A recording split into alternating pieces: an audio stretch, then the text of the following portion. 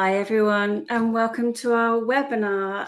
This webinar today we're going to be joined by Dee Gotsopoulos, who's joining us from Colorado, and of course we'll be joined by Ivan, and we'd love you to put in the chat where you're from. I can see we've already got people from Finland, from Canada, New Mexico. Welcome all of you. As always, we'd love to answer your questions, so as well as saying hello in the chat, please do put any queries or ideas, sparks, or any questions you might have. So as usual, let me give a big warm welcome to Ivan. Hi, Ivan. How are you? Hello, hello. Very busy with our team in Helsinki here. We have quite a lot of new product updates coming up. So we had lots of discussions today and going to have even more tomorrow. Excellent. So yeah, we got together in Helsinki a few weeks ago, didn't we, and talked about the roadmap, and yeah, there's some really exciting developments ahead. So if you have any account queries at all, please do put them in the chat as well, because Ivan's going to be answering your questions. And I know everyone always sings your praises, Ivan, for how diligent you are in getting back to people in your role as head of support. So please do, yes, ask any questions. So I'm just going to send you to the back room, Ivan, to answer the questions. We'll see you a bit later on at the end. Hello from Tel Aviv as well. Welcome to our webinar. And it's my great pleasure. We have a new team member who joined us a few months ago, and it's an honor to introduce our special guest, Dee Gotsopoulos. Hi, Dee. Hi, everyone. It's so nice to be a part of these webinars. I'm really excited to talk about the innovations in learning and development today. A little bit about myself, just to intro to everyone on the call. So my name is Dee Gotsopoulos, obviously Greek last name. So feel free to make any jokes about that, or if you're worried about me talking fast. But a little bit about myself. So I studied psychology, and I have a focus on industrial organizational psychology. So really focused on human behavior in the workplace. From there, I found a career in HR tech, and I have been in HR tech for the past 6 years. And I've had a focus on learning and development for the past 3 years. So I've been in this space for a little bit and really focus on those innovations and how you can utilize those to maximize human behavior in the workplace. That's an impressive resume, Dee. And if people want to get in touch with you, we've got your details at the end of the webinar, so people can just click and also schedule a call with you as well. But this webinar, we're going to have a little bit of an agenda, which I can just run through for you quickly. So we know that many of you that are joining us are existing ThingLink users, but also many of you who are joining us today might not have used ThingLink before. So I'm just going to give a quick overview of what ThingLink is, just so that you've got the right context going forward. And then luckily, Dee, joining us obviously today, has freshly been to go and see some great EdTech conferences. So that was a conference in Texas, wasn't it? It was in Austin, Texas, TechLearn specifically. So I got to really learn about a lot of the new technology out there when it comes to learning and development. Awesome. So as well as your news and views and everything you've learned, not only in your role, but also going to these conferences, we're going to be triangulating our points that we're going to be making about innovation in learning and development from a couple of other sources as well. So we've carried out a little bit of research. We'll be publishing this later on, I'm sure. But we contacted over 500 people who have key roles within learning and development, and just asked them a few questions about what was their top priorities, what are their concerns, and we'll be able to present a couple of snapshots from that. We're also going to be using our own experience. We're so lucky because we get to see what people are creating right the way from K to 12, right the way through to lifelong learning. And we're seeing people who maybe operate at the sharper end of the stick when it comes to innovation and the kinds of things that they're creating. So we've triangulated these three sources of great information and put this together for you. There will be an email that's coming out to you after the webinar. So roughly 20 to 30 minutes after the webinar, you'll get that email direct in your inbox. Not only will it include the replay link, but we'll also put the deck that we're going to be presenting here, any links that we think you might enjoy reading, and also contact details as well. So look out for that email. But a huge welcome to you all for joining us. We can see we've got someone from Canada that's joining us now, someone from the UK. Welcome to Alicia there, and Natalie, who's also joining from Nottingham. So we'll just start off by having a little look about what ThingLink is. And if you weren't aware, ThingLink is 13 years old, coming up 14 years old. And Ulla Maria Koivula here, our founder and CEO, she had the brainwave, if you like, all of those years ago about connecting physical and virtual worlds, digital worlds, and how we can make anything an interface for learning. And that was something that was hugely ambitious 14 years ago. And of course, you know, this is so relevant, so right, and just bang on trend for today. And if I had a way of summing up what ThingLink is today, this is our kind of 2024, eking into 2025, what we see as our raison d'etre, or what is the core of ThingLink. So we exist to transform your learning experiences from your existing static materials, that might be your PDFs or your PowerPoints or other types of materials, into interactive experiences. And we do that by enhancing virtual and physical spaces with layers of multimodal information. And by that, we mean we bring it to life by things you can see, hear, experience, and immerse yourself into that space. So that's where we are with ThingLink today.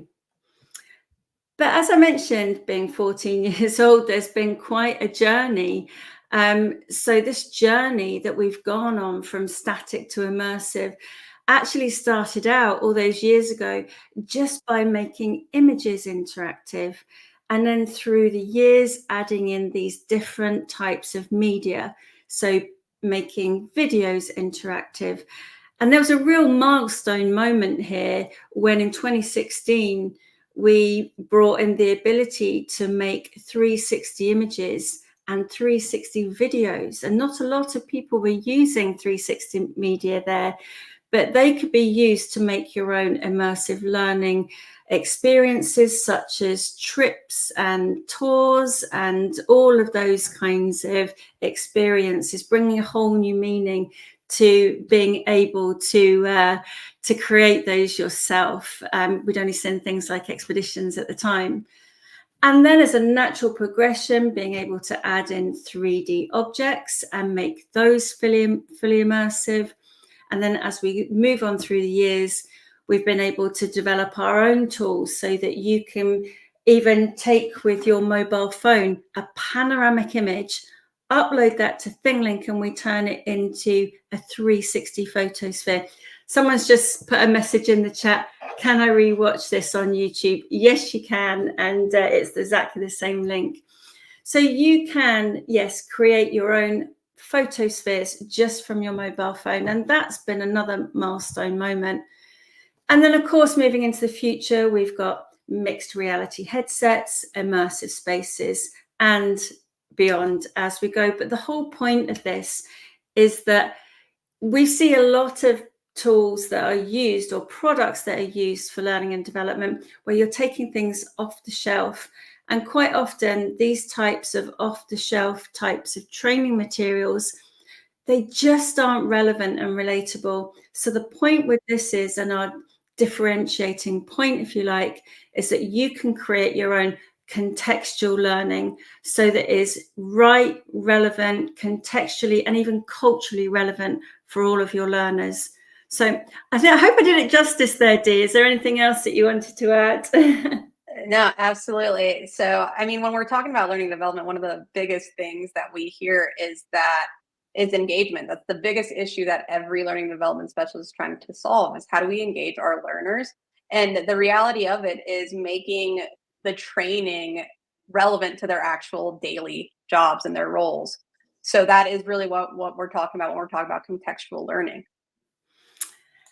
And just to show you a little bit of this in action with experiential learning. So rather than watching a video, rather than watching a set of PowerPoints, here we are. That's just a snippet to show you that experiential learning can be that kind of pick your own path adventure type, where you can click on different outcomes and then see the consequences of those outcomes.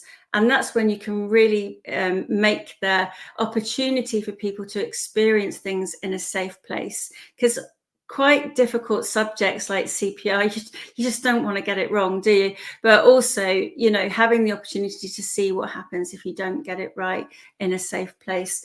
So that's a little bit about ThingLink. I've got one more little example here that I was quite keen to show people, and I'm just going to click on this one here. So bringing that all together, here's a really nice example that a company has made, which is a factory, it's a production plant.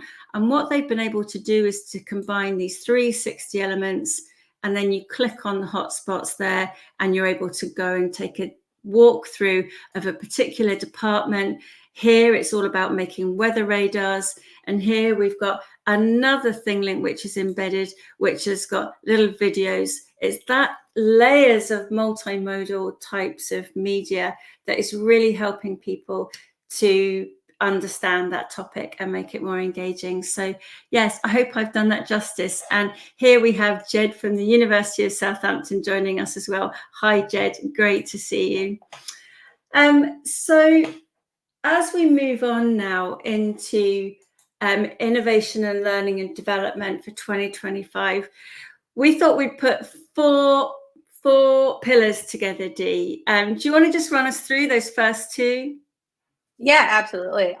Coming fresh off of TechLearn, I was happy to see that a few of the topics we were covering today were top of mind for a lot of L&D experts and thought leaders in the space. So first, and we will talk about today, is really going to be around skill-based learning, scenario-based learning, and simulations. Also, there are new standards in interoperability.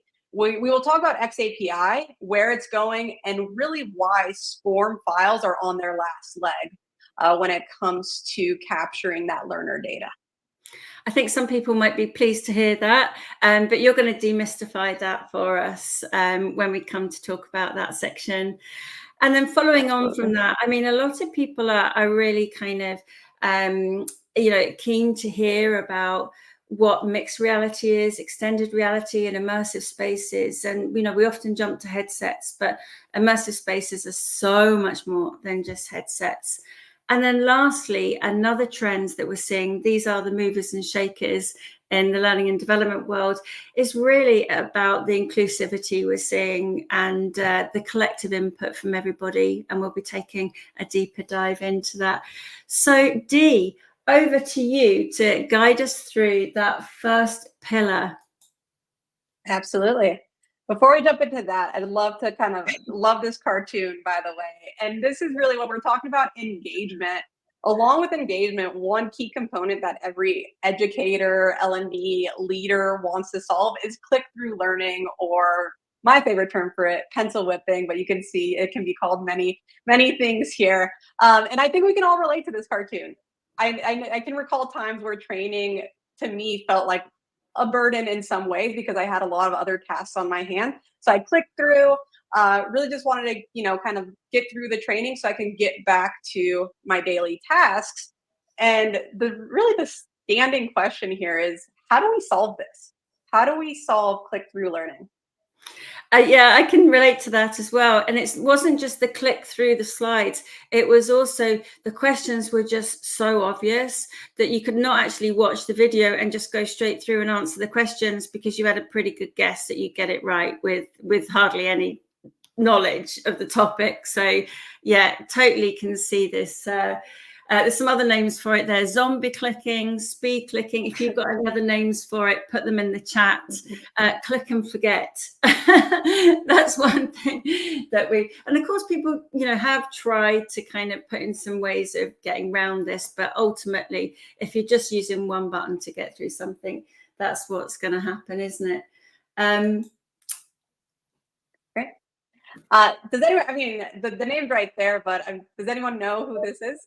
The answer is a very smart person, Confucius.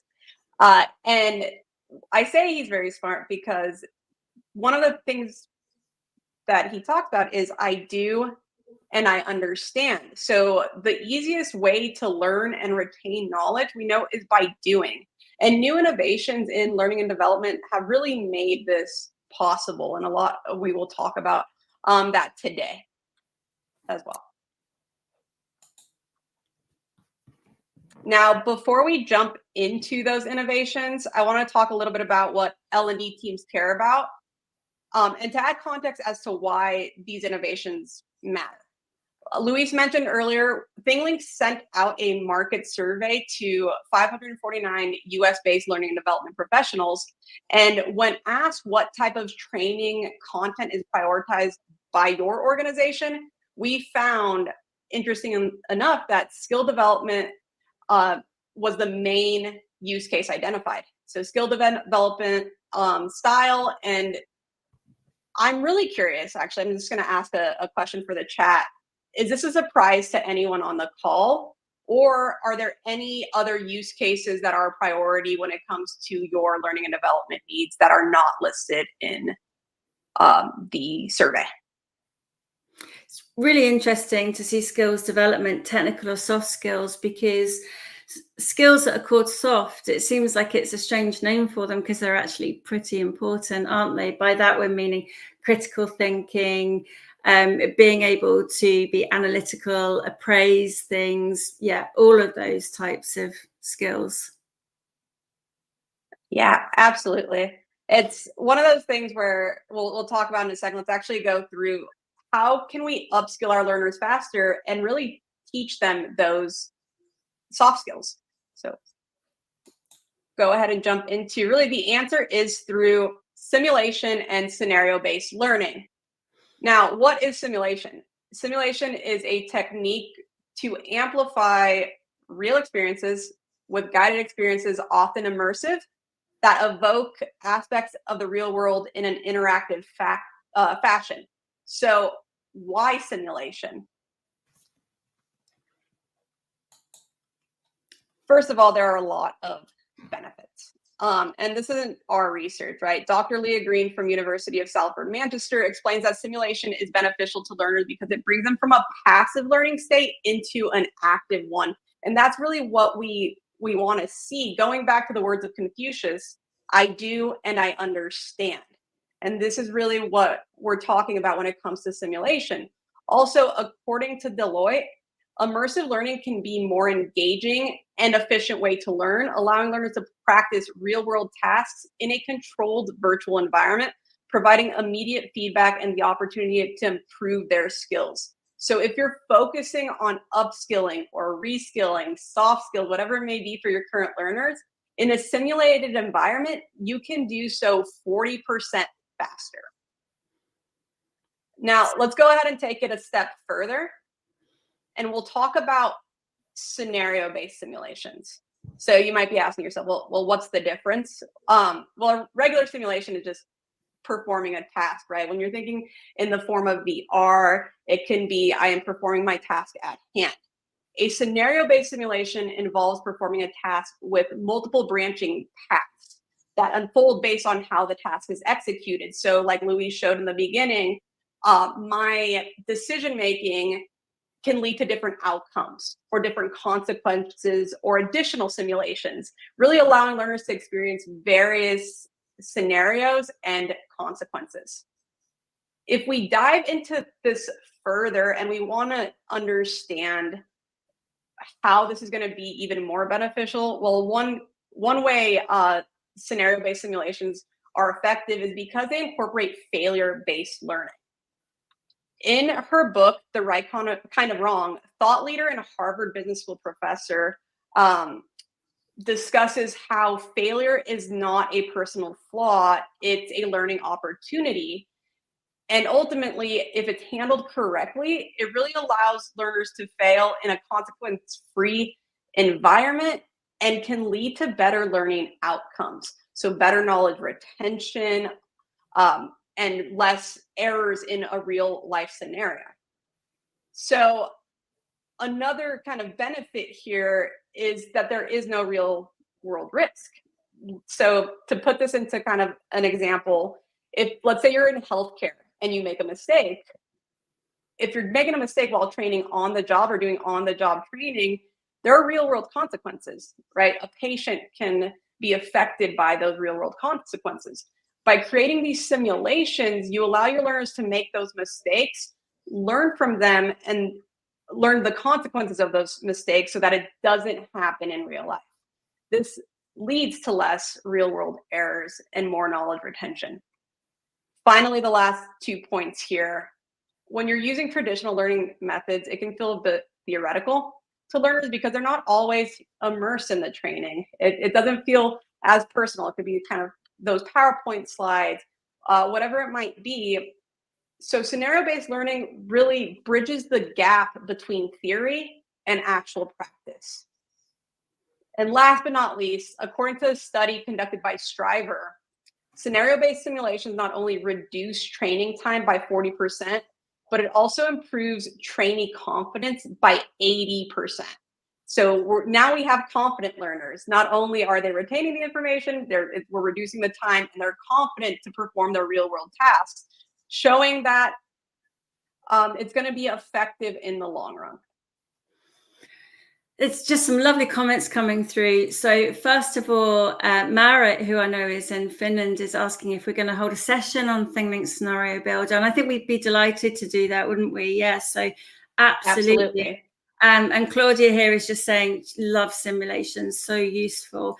And, you know, there's something really lovely in there, which is the kind of the physical sense that you can have when you're engaging with scenario-based simulations. And Dr. Leah Green, who you mentioned before, actually did some research on this, and they measured people's physical outcomes. So did they have a heightened sense of excitement or engagement, or did they have empathy with the situation? And that really helped to reinforce the fact that it was more relevant and relatable to them. And I think that's a really, really nice point. Yet somebody else saying that they'd love to have a session on Scenario Builder. Absolutely, we're going to go ahead and do that. Now, of course, scenario-based simulations and almost that kind of role play, you know, you could say that that has evolved from schools, because we know that in a lot of acting and a lot of simulations that you might have done when you're present in a class might have been more kind of role play types of approaches, which kind of brings us neatly onto this next point that is a trend that we're seeing as well. And that is, there's not really a kind of a wall anymore between what we would say is pedagogy, which is the approaches that you might take in, say, schools, to the approaches that you would take for adult learning or learning and development, which historically has been andragogy. So the kind of walls come down there. And we kind of thought, you know, why is that we're seeing these advanced types of approaches in learning and development? And the first thing is, a lot of people, like educators, are actually going into the world of learning and development, becoming instructional designers. They might work in schools, they might work in higher education, and then develop their careers into learning and development. And just to kind of reiterate some of this, I've got a really nice example here. Some of you might have seen this one before, but this is a learning asset that could be accessed for people who are going to work in this water plant. And it's really got a kind of games-based escape room style to it. So here we've got the number 1, and you click on the number 1 and you've arrived on the site. Here's the kind of magic key, if you like, to turn the power on. And there's a little video there of how to do it. You can see the number 2 now. And the first thing here is you get the key. This is, to me, is really similar to an escape room. I guess what instructional designers are really seeing is the importance of breaking down complex procedures, standard operating procedures into really nice bite-sized things and bite-sized chunks. Someone's asking for the link to this simulation. Yes, of course, we'd be delighted to send it over to you. And then, of course, once you've unlocked got the key, if you like, then you can go here into the cabinet, and then it goes down into that detail, the granular or the minutiae elements of working here in this installation process. So I thought that was a nice example that kind of exemplifies that. The other example that I thought exemplified the kind of transition we're seeing of approaches is in schools, teachers use a lot of interactive choice boards. These might be for having differentiated tasks or having lots of information with one link to access all of that information. And this is actually a mock-up that we did of an actual example where an organization has created this kind of choice board that's got interactive elements. You can hear, hello, I'm from the director there. You've got your health and safety training embedded. So these types of interactive choice boards are just becoming more commonplace. And of course, you can add in all of your other types of training there as well. So that's one of a couple of examples of the way that we're seeing this kind of blurriness between the types of approaches, and even more so since the pandemic, when I think people realize that those kind of self-paced experiential learning modules, which can be accessed anywhere, anytime, are just as relevant for young people as well as adult learners. And that's made the difference. And I guess the last point to this is that there's been such an emphasis on accessibility in schools. And now we're seeing the importance of accessibility in higher education, further education, but also the learning and development world, where legislation such as WCAG has made that imperative, but they're also seeing the benefits of making things accessible to everybody, no matter what their requirements are, whether you know them or you don't, which of course, you might not know. So yeah, just a really interesting point there, and how those worlds have blurred. And yes, Marit will be delighted to share that choice board with you as well, that mock-up. Interestingly enough, Louise, too, to kind of back off of it, or piggyback off of this, I've had recently a lot of conversations with former educators who have shifted into the L&D space, into their careers, and they use ThingLink at, let's say, their university, or they've used it in the past. So bringing that gamified experience into their new careers in L&D, it's been a trend that I've been seeing a lot of as well. Amazing. So we've already covered one great point, which is about a trend that we're seeing with those kind of interactive scenarios, making sure that everything's really, really engaging. But I didn't know a lot about XAPI until you brought this to us, Dee. But yeah, we've kind of heard about LTI and other things like that. Maybe some people haven't. Interoperability, there's a new kid on the block. Tell us all about it. Yeah, absolutely. So XAPI is a specification that really allows us, anyone who's conducting a training, to track and record learning experiences across multiple platforms and devices in one learning record store, whether that be an actual learning record store, your LMS, your LXP, wherever that might be. LTI is a common term used in education for transferring the data. But the most standard method we see in L&D is SCORM. And now I've talked to so many L&D experts, and they absolutely hate their SCORM files, but really, it seems like there's no way around it because of the tools available to them for content creation. The big problem with SCORM is that you're really limited to only a few learning metrics, and they're standard in every SCORM file. And they really only track where that SCORM file is uploaded. So unlike the previous standard tracking methods like SCORM, like LTI, XAPI allows for flexibility and can track a broader range of learning activities, both online and offline.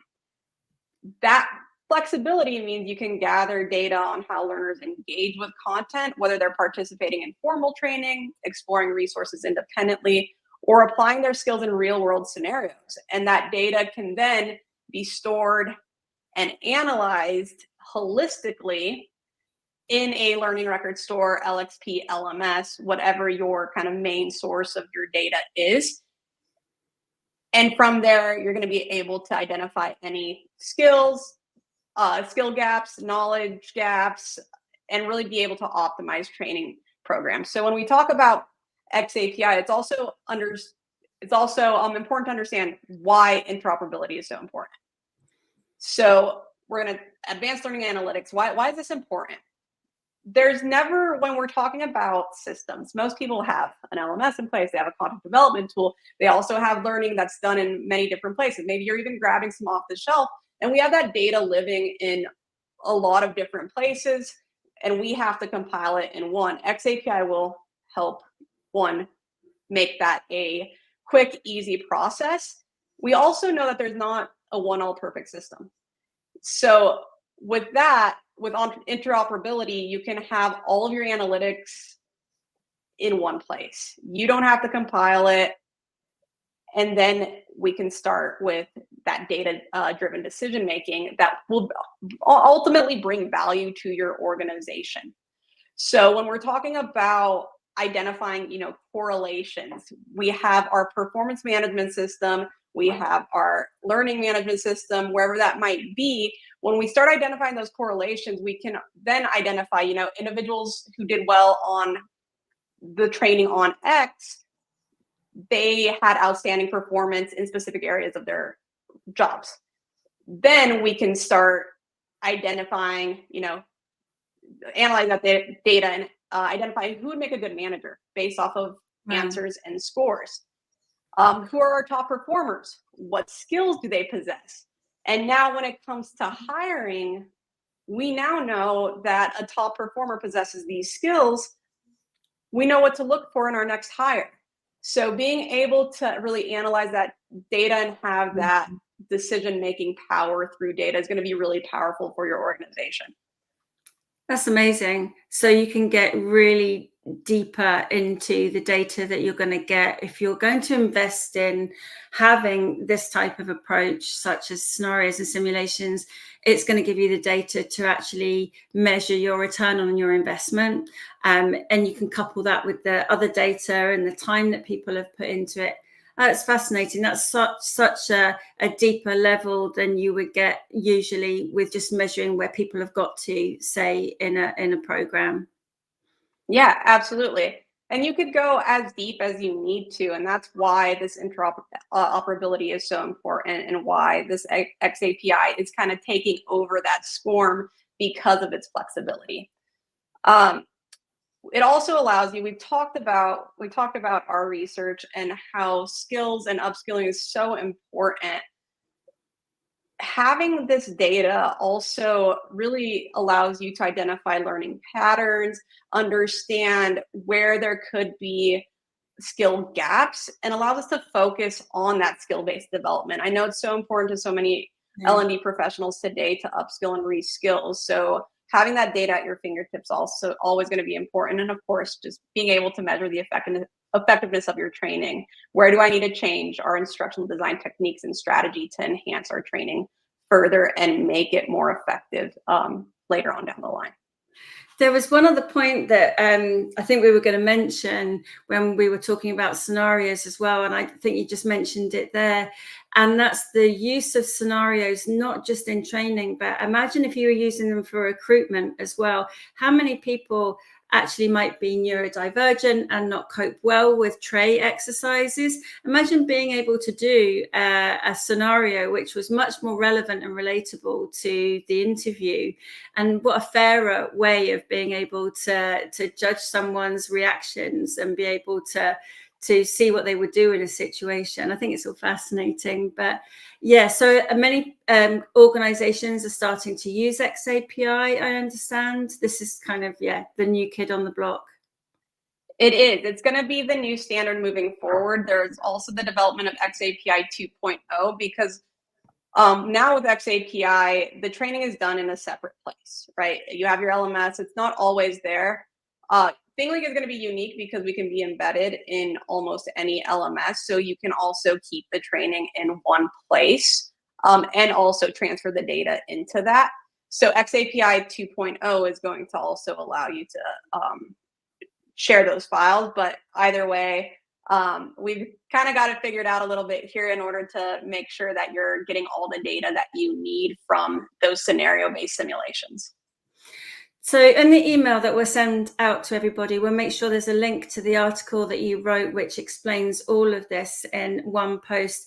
And of course, if anyone's got any questions about XAPI, please put them in the chat, or you're welcome to contact Dee afterwards and find out more about it. I think it's a developing story, but one that's gaining traction quite quickly.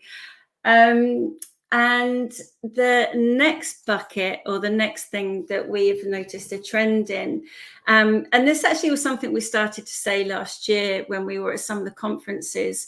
And, we have been talking about immersive experiences for many years in ThingLink, but people often jump to headsets. And of course, headsets might be cost prohibitive for some organizations. I don't know about you, Dee, but I'm a prescription lens wearer. I find it difficult with the headsets to get it to calibrate right so that it actually kind of aligns to my vision. But also, they're just maybe not comfortable or right for everybody, going back to that point about inclusivity. So we wanted to just put together, there's a few ways in which immersive experiences we are seeing trending in L&D, and that is these kinds of both personal types of immersive experiences and shared experiences. And I think this really helps to set the scene when it comes to immersive experiences. It isn't just about headsets. So we're seeing people really gain traction with individual or mobile devices. And I've just put a selection there of devices, whether they're touchscreen or not. But mobiles are still king. And if you think about a large organization that maybe doesn't have a one-to-one strategy, and they're thinking about having that kind of immersive experience, I've got a really nice example here. And this is quite funny. I'm actually a big fan of Below Deck, which is a yachting kind of TV, reality TV. And it's really interesting because some of the yachting industry create those kind of, like we saw with the factory there, but an immersive space, which is actually the galley and where everything is in the galley. And these are things that people can sit and watch on their mobile phone whilst they're going to their new appointment. Just a silly note there, but it just helps to illustrate the fact that, immersive experiences, we're seeing the popularity of combining those and with a mobile phone as well. So that's that kind of individual view, but on a mobile device. The next thing we're seeing is immersive experiences with touch screens. So whether you're in a classroom, whether you're in a boardroom and there's an interactive panel there, we're seeing that kind of group experience where you're sharing together that immersive experience, where you can actually be more tactile with the board, or maybe even just with a projector. Now, the next one, which I think is really exciting, and I've kind of alluded to it here, is that we're seeing a big growth in immersive spaces where you've actually got the projectors, and that might be the 4 projectors above. And it's almost like that kind of igloo style where you use just the same 360 experience that you've used for a mobile or the screen or whatever, like the one that you saw, and you can actually engage with it whilst you're sat in the room. So there's a few companies, like Igloo's one of them, but you can purchase the hardware. But imagine you could turn any white room, these 4 walls of this office in now, and you can be transported. I think it might be the future of the way that village halls need to roll with the future. I mean, you could have a village hall that you hire out for training, right? It might be quite exciting. So those kinds of shared immersive experiences are, these dedicated rooms. I've even seen one where they had the pointer, which was like a Harry Potter wand, and you could point at the room and open up the icons as well. So someone's saying, yeah, there's a really nice comment coming here, interacting on a touchscreen with students. Yeah, really nice and tactile. Again, it's that whole point of having these different multimodalities. And then, of course, I'm not going to dismiss VR headsets, because I had the actual fortunate experience of trying the Apple Vision Pro when I was in Helsinki a couple of weeks ago. And wow, it was out of this world. I mean, there was a dinosaur that was eating out of my hand and a butterfly that was landing on my hand. It wasn't just, looking at it like this. It was really quite special. But there's a lot of other competitors that are the new Meta Quest, which are the Pico headsets, the ones that are using the new Horizon OS, and also the ability to have that pass through where you're engaging with the kind of scene, if you like, but you can also interact, like you say, my hand holding the butterfly. So this is just to show all of the different ways in which we're seeing this increasing trend of immersive spaces, which are popping up. And if you've got any other ideas, do please put them in the chat there. And then our last point, Dee, another trend that we're noticing is how organizations are really valuing that everyone can be a creator.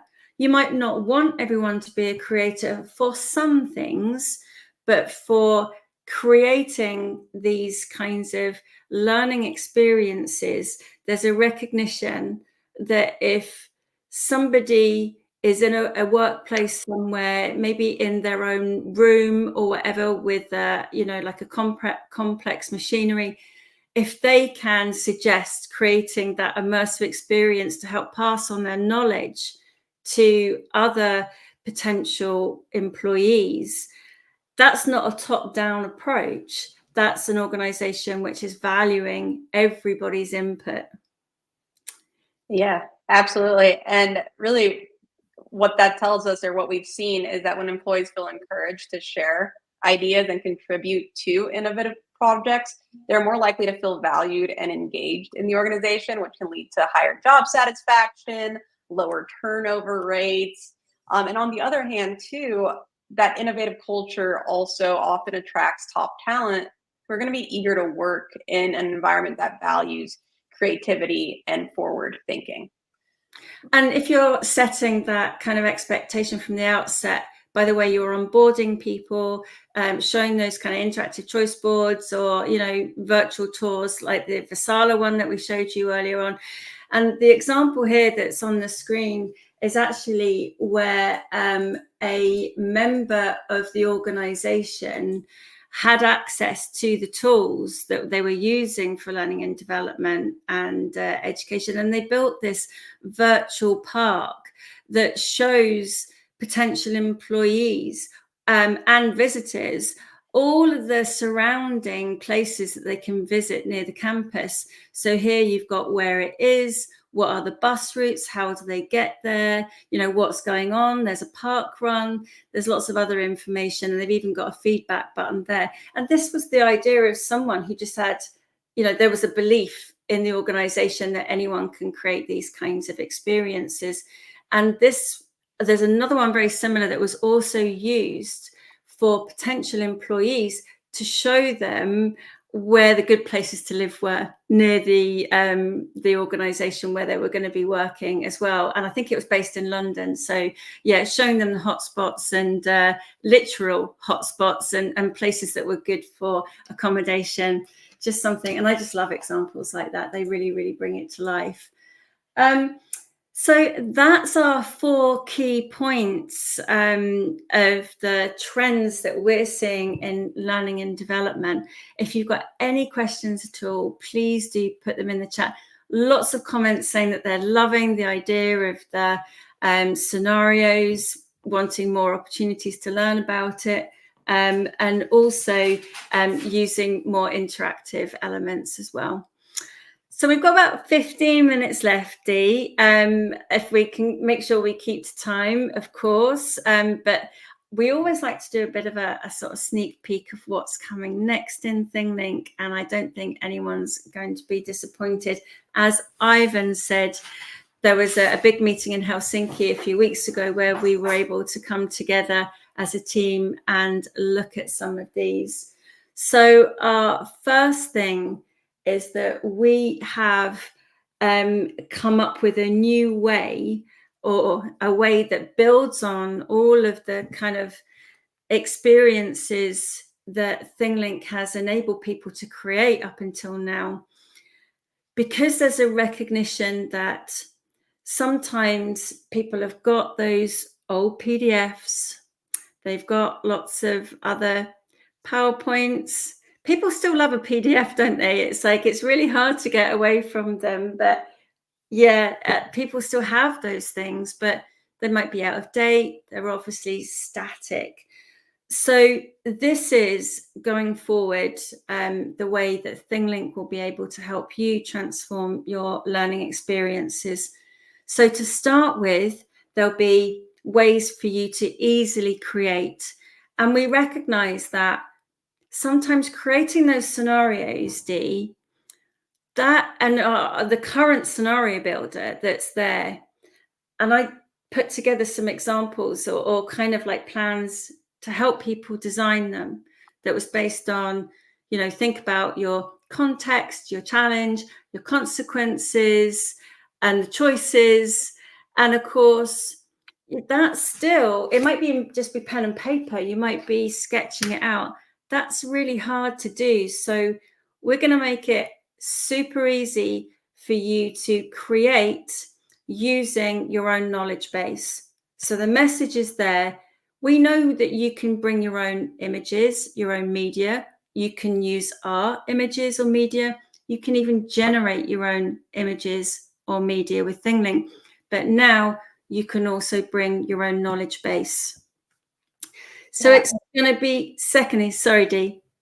Oh, no, you're fine. I love that the key word here is easy. So like, we just came off the chatting about a culture of innovation. And in order to have and build a culture of innovation, you need the right tools. So when we're talking about our new product, which we're super excited about, by the way, it's going to be great. Can't wait till it officially launches. And you'll be able to try it for free today, by the way. We'll talk about that a little bit later. But this really, the new product really allows you to create those immersive scenario-based simulations very easily. Anyone can create, and it is going to be, of course, you can bring your own items, but we also have the help of AI, so it makes it even faster. Yeah, that, I mean, it's just fascinating because I just was mucking around with the Notebook LM, and I uploaded a PDF of like a home report of a house, and it created a webinar, 15-minute webinar, sort of podcast, if you like, of why I should buy this house and why I shouldn't, based on the home report, which was just fascinating. The difference, I think, that I really want to call out here is that we're going to make it really easy for you to convert those PDFs, slides, or text into those branching scenarios. But what differentiates us is that these types of conversion processes and AI here is actually trained in learning theory. So all the learning theory that we've talked about, the benefits, the ways that that can be used for successful and highly impactful training, is quite different from uploading a PDF and hearing a podcast about it. So the conversion and the way that your data is going to be used to create those scenarios or branching simulations is going to be quite different, and we're going to show you that in a minute. Yeah, and someone's just made a comment, apps like Kami are being really innovative with PDFs. Absolutely, there's a lot of other products that are doing this, but we just want to emphasize that these are actually being built on learning science. And of course, we want to make it really easy for you to share and deploy. So sharing by link or embedding into your learning management system. I know we've got people working in schools here, so you might use things like Google Classroom, but also then right up to using your maybe 360 learning, Teach on Mars, very mobile kinds of learning experience platforms, learning management systems, Blackboard, Moodle, all of those, you'll be able to easily embed your materials in there. And of course, then over to Dee. Dee, you can just summarize this perfectly. Yeah, absolutely. And then we'll get those outcomes and those analytics with the XAPI or LTI if you're using Moodle, Blackboard. Of course, that's still a possibility there as well. So why are we doing all this? And going back to our research, we actually carried out, as Dee mentioned, some research with 500 or so highly qualified people to complete the research, mainly instructional designers or heads of HR, for example, managers of learning and development departments. And what was the top challenge in learning and development? And it was time constraints for employees. Far and away, people find that it's like going back to your first slide with the click-through training. Someone said they didn't do the training for 6 months and then they just suddenly whizzed through it. But it's how you can make your training really those kind of bite-sized micro-learning, self-paced experiences. Keeping training updated and relevant. And of course, you can switch out and update any of your materials really, really easily. Overcoming that low engagement from employees. We need a kind of wow factor again. I don't know about you, but I used to get excited when the big telly used to get wheeled in school. And it was just like, people need to have those kinds of wow moments again, don't they? And multimodal, immersive experience, not just for headsets, but having something that you can truly immerse yourself in is bringing those engaging opportunities. And then again, back to your points, Dee, it's been really difficult to measure impact or results of training before. So hopefully, with the new XAPI and other measurement tools, you'll be able to do this. A couple of other things, and please feel free to shout out if you have another challenge that's not on there that you want to add. But we also saw people say lack of resources or budget, lack of personalization. I mean, that is, how can you have something that's relevant and relatable if you haven't got that element of personalization in it? And then, of course, the ability to scale training as well. So these are all of the things that we have built our new scenario builder and our new ways of being able to transform. And I'm just going to stop this right this second there. I bet I can't. It's going to go on. I'm going to stop that there. And I'm just going to go back and rewind that, because this is a short video showing you our brand new scenario builder. And you can have access to this if you want to try it with your own PDF. And we're just going to walk you through exactly what this looks like. So how you can convert things with AI. So I'm just going to click here. So Dee, do you want to go ahead and introduce us to it? Absolutely excited to talk to everyone about this. So like we mentioned, convert your current static materials like your PDFs into immersive learning experiences like you see here, where your learners can interact with it, engage with it. We're going to solve those challenges that we talked about. And it's super easy to use. First, we'll create with AI. We can choose our AI model, and we're going to be able to upload that PDF into the system. You'll also be able to add an additional prompt to let it know what your training is about. Any languages, again, accessibility at the core. And then you can choose the learning experience. This is all going to be based off of, like Louise said, those pedagogical or andragogical best practices. So when we're talking about a branch scenario, it's really those bite-sized micro-learning chunks. You're also going to be able to talk about your learning objectives. Like we said, everything's easy here. So if you want to train AI and tell it to create something different than it comes up with, you can easily edit that piece. And this is going to be your output. This is going to be a micro-learning based scenario where we have those bite-sized chunks.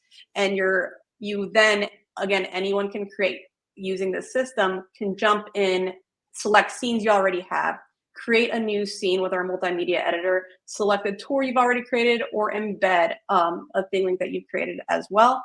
Or we can convert, like you can see, using that AI. So as easy as possible to make sure that we have all of the materials in place. This, again, is just going to be an outline. To create these pieces, you'll be able to bring in any scenes, convert new scenes. And as you jump through here, when we're talking about failure-based learning, this really allows you to branch those scenarios out however you want, but getting that outline, and this is going to be the output. Something where we can jump into those micro bite-sized learning chunks to make it engaging for learners, preventing that click-through effect, and then giving them the opportunity to really immerse themselves into this, in this example, the CPR training. And we, of course, are going to have those analytics based off of how they answer, how much time they spend on each block. So this is going to be our new scenario builder that I'm super excited to show everyone. We're, like Louise mentioned, everyone's going to be able to try this soon. It's actually free to try, and I look forward to speaking with anyone. If you do have any PDFs you want to send over to me and see a demo of what it looks like with your materials, I'm happy to set up a call and we'll talk about how in a second. Amazing. And of course, the output of that you can view, consume, engage with on any device as well. And that is from your mobile phone right the way through to the VR headsets as well. So, and I saw there as well, I don't know if we skipped over it, but you will be able to create your individual ThingLinks or your, like the image with the tags just from text as well. So yeah, that's a combination of all of those tools coming together. Thanks for that walkthrough. You will get these slides afterwards. So if you want to click back and have another look at that video, you can. And we would love for any of you to be part of our current trials. So yeah, do get in touch and we'll make sure that you get access to that. So we've only got a few minutes left. These webinars just fly by. Other company news, ThingLink has achieved ISO 27001. And I know this sounds like it could be, you know, not as exciting as topic, but it is a big deal. Not only has ThingLink, the team, been focusing on developing the tools in line with innovation and challenges and benefits, it's also been looking after our security side as well. And we want you to have the confidence that this is all up to industry standards. So we wear our badge with pride, and big shout out to Ivan and Alexei and the rest of the team who have made sure that this happens. And another new program we've launched is our referral program. So this is a way for you to gain rewards, whether it's accounts or some kind of other benefit. You are able to go back and refer your own personal link on to everybody as well. And a really nice thank you coming through in the chat. Thank you, Michelle. Really glad to see your comments there. So if you'd like to sign up for our referral program, refer.thinglink.com. And again, this will be on the email that you get at the end. So, wow, we're coming to the end now. Dee, it's been an absolute pleasure to have you on our webinar, first of many. Yeah, we'll just be able to keep a track of these innovations as they grow and develop. And if you've got any more questions, if anybody wants to put anything into the chat as well. And I think it would be nice, just Ivan, if you'd like to come back, if there's been anything that you want to add to the discussions here. You've been manning the questions. I see that there's a few questions that are coming through. Is there anything else that you'd like to add to everything we've been talking about? No, I'd like to just repeat what Dee proposed. If anyone is interested in trying out the converted AI function or just trying out the new scenario builder, please do reach out to us, and we'll have more news on that coming very soon. Yeah, and maybe a scenario builder webinar as well. So that could be in the works. Well, all that's left to say is thank you for your comments coming through. It's just so exciting to see everyone being excited about the new direction that we're taking. Someone's asking about how long access will be for if you start it and you're an account, then you'll be able to click in and start using it with your new be able to use the new scenario builder going forward. And if you've got any other questions, you're more than welcome to get in touch with us. So all that's left to say, on behalf of the whole ThingLink team, thank you very much for joining us. And if you'd like to see our other list of webinars, that'll be coming out too on the email. But I hope you have a really safe and good evening wherever you are. And if you're watching on the replay, we hope you've enjoyed this. But a huge thank you from me. Over to you, Dee. Yes, thank you, everyone. It was a pleasure being able to host this with you, or co-host it with you, Louise. Thank you so much. Oh, you're welcome. And thank you, Ivan, for looking after our chat and our support team. And we look forward to seeing everybody on the next webinar. So take care and thanks, everybody. Bye.